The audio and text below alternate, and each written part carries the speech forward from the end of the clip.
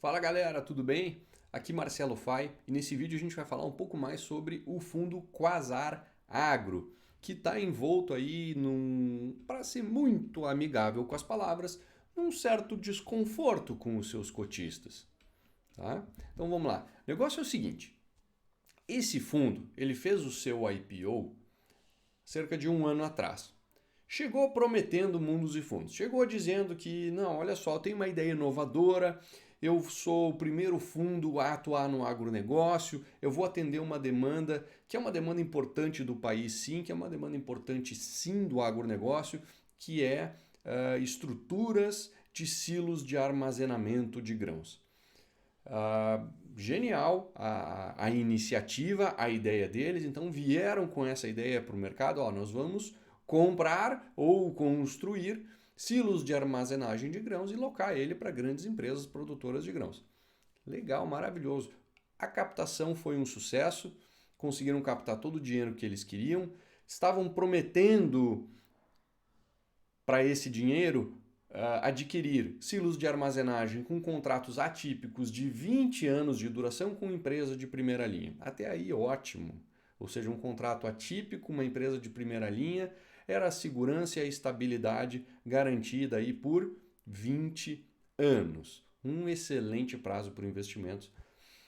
Tá aí tudo bem. Só que aí chegou na hora de entregar.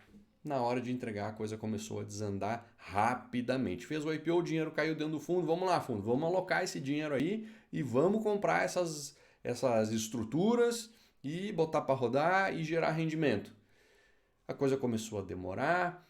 O gestor que estava por trás, que era a mente idealizadora de todo o projeto desse fundo imobiliário, saiu da Quasar e então esse fundo acabou ficando acéfalo. Né? Aí a situação complicou ainda mais, quer dizer, a chance de o fundo rapidamente conseguir alocar os recursos, que era uma coisa que já estava demorando, ficou menor ainda. O fundo até fez uma alocação, mas com uma parte pequena do patrimônio, num contrato atípico, não com uma empresa de primeira linha e também não de 20 anos, de 10 anos de duração, e só com uma fração do patrimônio. E aí os cotistas começaram a pressionar a gestora para que ela fizesse algo a respeito, até que ali por abril, maio de 2020 veio um primeiro pedido dos cotistas para que o fundo então amortizasse parte do seu patrimônio, ou seja, fundo, o gestor, se tu não vai investir meu dinheiro, me devolve ele para cá. Daqui que eu sei o que fazer com ele. Vou eu investir o meu dinheiro. Botei aí dentro, tu não está fazendo nada com ele, está deixando na renda fixa? Ah, devolve ele para mim aqui. Então, naquela época, os cotistas pediram que fosse devolvido R$ 35 por cota do fundo, e na Assembleia, né, o gestor foi lá, não, cara, olha só, calma aí, né, dá uma... jogou uns panos quentes ali, não, eu vou alocar mais rapidamente, tu vê, eu já tenho tal e tal negociação em andamento, a coisa tá andando, biriri, bará, enfim. Os cotistas deram um voto de confiança, porque perceba o seguinte, o cotista não pediu para o fundo, ai, por favor, me devolve o dinheiro. Não, o cotista é dono do fundo, ele manda no fundo. Ele colocou em votação e se fosse aprovado em votação onde os próprios cotistas votam que esse valor fosse devolvido para eles, teria sido devolvido e o gestor não pode fazer nada a respeito. Só que, claro, o gestor foi lá, conversou com os cotistas e convenceu eles. Os cotistas votaram para que aquele dinheiro então ficasse lá. Fechado parênteses. Vamos lá. Bom, dinheiro ficou no fundo e o fundo continuou devagar, devagar, devagar, devagar na alocação dele. Mas alocou um pouco mais. Ainda assim falta muito. Vamos dar uma olhada aqui no que é a carteira do fundo hoje e comparar com aquilo que ele deveria ser. Olha o patrimônio dele, quase 490 milhões de reais. Tá? E como é que esse cara está alocado hoje? Bem diferente daquilo que era a grande promessa deles. Está aqui, ó, aqui em cima. Ó, a primeira aquisição foram desses imóveis aqui da Bela Agrícola. Olha o vencimento do contrato. Janeiro de 30, quer dizer, 10 anos de contrato. Taxa de remuneração? Bem boa. Claro que isso é condizente com o risco de crédito do locatário. Aí, As outras alocações, aí sim para uma empresa de primeira linha, que era para ser a compradora original a compradora não, a contraparte original dos negócios que o fundo queria fazer, a BRF. Então aqui tem alguns contratos de 5 anos apenas, alguns contratos aí sim de 20 anos, mas perceba que isso aqui é 49 milhões de um patrimônio de 490 milhões, quer dizer, só 10% da alocação do fundo até agora foi com uma empresa e num prazo que o fundo tinha prometido originalmente. Todo o resto está bem diferente. Tá? Então, essa é a fotografia atual da carteira do fundo. Bem diferente daquilo que tinha sido prometido. Bom, aí agora os cotistas mais uma vez perderam a paciência. Né? Vai ter uma assembleia ordinária, que acontece agora em janeiro, e aí um grupo de cotistas se juntou e disse, não, vamos colocar em pauta lá que o fundo amortize R$ 38 por cota até o dia 26 de fevereiro, ou seja, que ele devolva R$ 38 por cota até o dia 26 de fevereiro para os investidores do fundo. Um recado claro para a gestora do tipo, cansei, não vou mais esperar, não te dou mais o benefício da dúvida, me devolve o dinheiro e o fundo fica com um patrimônio bem menor, só com aquilo que já está alocado. Bom, coisa de um dia, 2 depois no máximo, a gestora divulgou fato relevante, onde diz basicamente o seguinte: olha só, fazendo referência ao fato relevante divulgado no dia 16, tá? Ou seja, estou respondendo aquilo lá, eu quero comunicar que, né, no dia 11 de dezembro, a Quasar assinou a proposta vinculante relacionada a uma, e aí eu grifo, operação no âmbito do mercado de capitais. O que ela está dizendo aqui com palavras rebuscadas?